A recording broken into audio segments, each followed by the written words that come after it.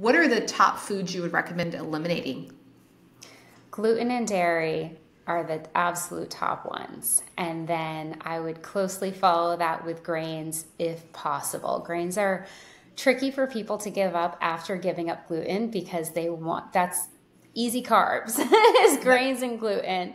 So we got to switch from those over to carb sources like sweet potatoes and squash and berries and apples. And there's plenty of other carb sources, but it's not top of mind for most people. Top of mind is going to be, grabbing for tortilla chips or bread for sandwiches and things like that. So you have to make that mindset shift if you are going to tackle going grain-free. But grains can be really irritating to the gut. They can keep the gut really leaky, and they have phytonutrients that are or anti-nutrients where they're blocking the absorption of some of the nutrients, which that further exacerbates everything. So I would remove gluten first because Dr. Alessio Fasano out of Harvard a long time ago put out some really compelling data showing gluten increases intestinal permeability by triggering the release of zonulin. So zonulin is how we will measure leaky gut.